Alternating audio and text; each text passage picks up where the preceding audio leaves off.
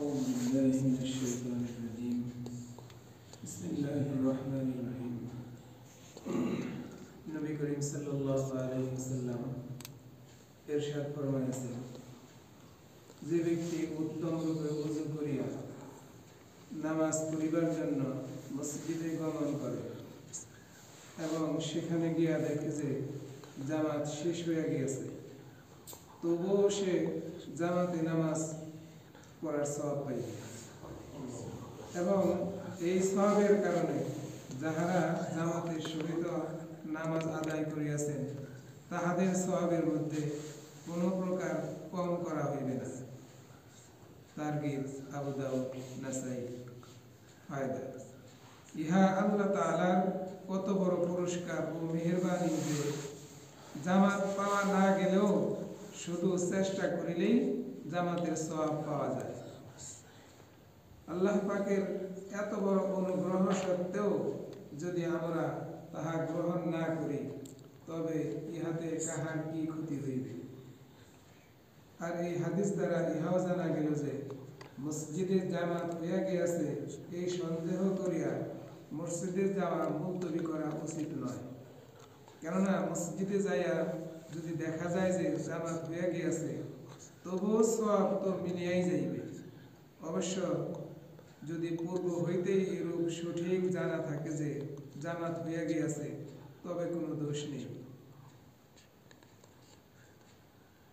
বাড়ি থেকে উত্তম রূপে ওযু করে নামাজ পড়ার উদ্দেশ্যে মসজিদে গমন করে বুঝায় দেয় জামাত শেষ হয়ে গেছে, তবু আল্লাহ তাআলা তার চেষ্টা করার কারণে জামাতে পূর্ণ সওয়াব দিয়ে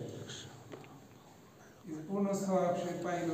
এই জন্য আগে থেকে যারা মসজিদ জামাতে শরীক হয়েছে তাদের সওয়াবের কোনো কমতি করা হবে না। আল্লাহর কাছ থেকে কোনো সওয়াবের কোনো কমতি নেই।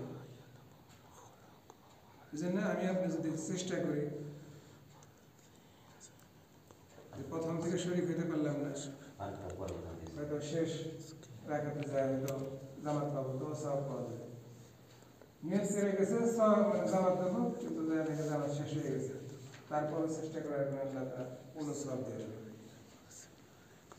আর একটা হাদিস, নবী করিম সাল্লাল্লাহু আলাইহি ওয়াসাল্লাম ইরশাদ ফরমাইয়াছেন, দুই ব্যক্তির জামাতের নামাজ একজন ইমাম ও অপরজন মুক্তাদি হয়।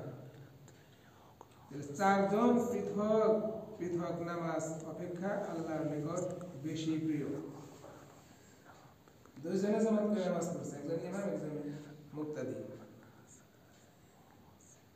আর চারজনে আলাদা আলাদা নামাজ পড়ছে, তাইলে এই দুই ব্যক্তির নামাজই উত্তম হবে।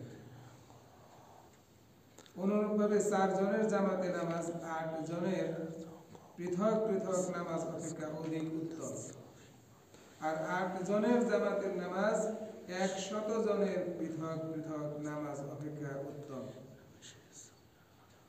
অপর এক হাদিসে বর্ণিত হয়েছে, এইভাবে যত বড় জামাতে নামাজ পড়া হইবে আল্লাহর নিকট উহা ছোট জামাত অপেক্ষা তত বেশি পছন্দনীয় হইবে। আমরা তখন জামাতে নামাজ আদায় করার ফজিলত সম্পর্কে দুটি হাদিস শুনলাম।